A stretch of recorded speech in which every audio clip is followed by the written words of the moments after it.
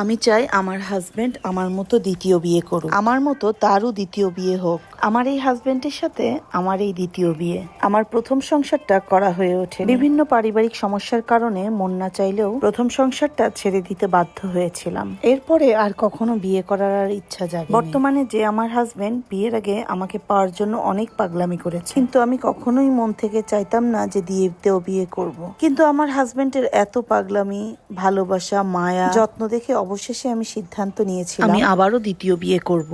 বিয়ের পর কয়েক মাস আমার সংসার জীবন ভালোই কাটতে থাকে, কিন্তু অবাক করা বিষয় হচ্ছে বিয়ের 2 বছর পরে এসে আমার হাজবেন্ডের মনে হয়েছে যে সে একজন ডিভোর্সি নারীকে বিয়ে করেছে। আর এই কথাটা তার যতবারই মনে আসে সে ততবারই আমাকে মেনে নিতে পারে না। তার জীবনে আমার সাথে প্রথম বিয়ে। আমার আর আমার হাজবেন্ডের বিয়ের কথা আমার হাজবেন্ডের ফ্যামিলির কেউই জানতো না। আমরা দুইজন আমাদের নিজের মতামতে বিয়ে করেছিলাম। বিয়ে করার সময় আমার হাজবেন্ড অনেক কান্না করে বলেছিল, আমি তোমাকে অনেক ভালোবাসি, আমি তোমাকে ছাড়া বাঁচতে পারবো না। আর এখন যদি আমাদের বিয়ের কথা আমাদের ফ্যামিলিতে জানাই, তাহলে তারা কখনোই মেনে নিবে না যে আমি একটা ডিভোর্সি মেয়েকে বিয়ে করতে চাই। আসলে সেই সময় আমার প্রতি তার যত্ন, ভালোবাসা, মায়া দেখে মনে করেছিল আর যাই হোক সে আমাকে কখনো কষ্ট দিবে না। কথাগুলো বলার আগে আরেকটা কথা বলে নি যে এই গল্পটা করতে করতে আপনাদের সাথে আমি কিছু আমার রান্না শেয়ার করছি।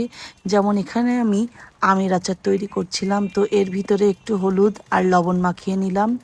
তো এটা দিয়ে এখানে 5 কেজি আম আছে, 5 কেজি আমের চাটনি বানিয়ে রাখবো যেন আমি সারা বছর এটা খেতে পারি এবং সবাইকে দিতে পারি। তো এটা বানানোর জন্য আমার শুকনো ঝাল লাগবে, তার সাথে লাগবে আচারের যাবতীয় মশলা যেমন 5 ফোড়ন, মৌরি, ধনে, এগুলো দিলে আচারের স্বাদটা একদমই চেঞ্জ হয়ে যায়। তার সাথে একটু তেজপাতাও দিয়েছিলাম। এগুলো আমি হালকা জালে ভেজে নিয়ে গুঁড়ো করে আমি যখন আচার তৈরি করেছিলাম, তৈরি করার প্রথম দিকে কিছু দিয়েছিলাম এবং শেষের দিকে পুরোটা দিয়ে দিয়েছিলাম। আপনার আচার যেহেতু 5 কেজি আমের আচার হবে, সেহেতু আপনার মশলার পরিমাণটাও কিন্তু একটু বেশি থাকে।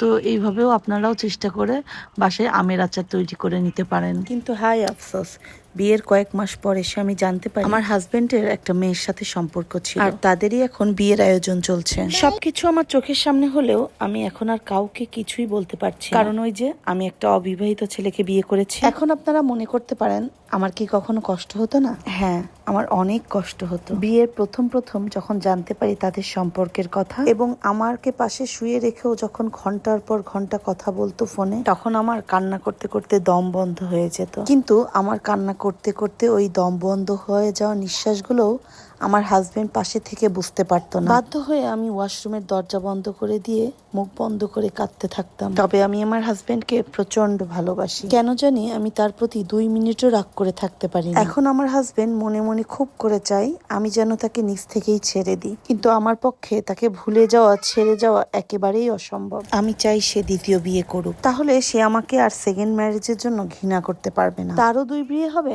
আমারও 2 বিয়ে। দেখি তখন সে কি করে। আমি আপনাদেরকে বলে বোঝাতে পারবো না যে আমি আমার স্বামীকে কি পরিমাণ ভালোবাসি। দিনের পর দিন, মাসের পর মাস এত যন্ত্রণা সহ্য করে তার কাছে সংসার করার জন্য বসে আছি। এখন আমার স্বামী আমাকে ভালোবাসা তো দূরের কথা, একটাবার ফিরেও তাকায় না। একই রুমে থাকি কিন্তু অচেনার মতো, একসাথে ঠিক মতো খাওয়া দাওয়াও করে না। আমি কেমন আছি একটাবার শোনার প্রয়োজনও মনে করে না। তবে আমি সবসময় ভাবি কোনো না কোনো দিন তার এই ভুল ভাঙবে, আমার সাথে এসে সে সুন্দরভাবে সংসার করবে। আমি সবসময় আল্লাহকে বলি, তুমি আমার মনের ইচ্ছাটা পূরণ করে দিও। আমি তো তোমার কাছে বেশি কিছু চাইনি। এতক্ষণ যে স্টোরিটা শুনেছেন, এই স্টোরিটা একটা আপুর লাইফ থেকে নেওয়া বাস্তব সত্য ঘটনা। তবে আমিও দোয়া করি আল্লাহ যেন আপুর মনের ইচ্ছাগুলো পূরণ করে দেয়, সে যেন তার স্বামীর সাথে সুন্দর একটা সংসার পায়। আর সবশেষে একটা কথা বলবো, যে সকল ডিভোর্সি আপুরা আছেন তারা কখনোই আনম্যারিড ছেলেকে বিয়ে করবেন না। এই সংসারগুলো বেশি দিন টেকে না। এই সম্পর্কগুলোতে প্রচন্ড ঝুঁকি থাকে সংসার ভেঙে যাওয়ার। আসলে সত্যি কথা বলতে আমাদের সমাজটা বড়ই অদ্ভুত। একটা অবিবাহিত ছেলে একটা ডিভোর্সি নারীকে বিয়ে করার জন্য প্রথমে পাগল হয়ে যায়। তবে একটা জিনিস খেয়াল করে দেখবেন, প্রথমে কোনো ডিভোর্সি নারী কখনো একটা অবিবাহিত ছেলেকে বিয়ে করতে চায় না। প্রথমে ছেলেটাই তাকে পটিয়ে বিয়ে করে। আসলে এই যুগের ছেলেদের ভালোবাসা বোঝা বড়ই কষ্টকর। তবে দিন শেষে ছেড়ে চলে যাওয়ার হাজারটা অজুহাত থাকলেও রেখে দেওয়ার জন্য কিন্তু একটা কারণই যথেষ্ট, আর সেটা হলো ভালোবাসা। তবে সবাই কিন্তু ছেড়ে চলে যায় না, কেউ কেউ আছে সারা জীবন ভালোবেসে পাশে থেকে যায়, তারা সত্যিকার অর্থে ভালোবাসতে জানে।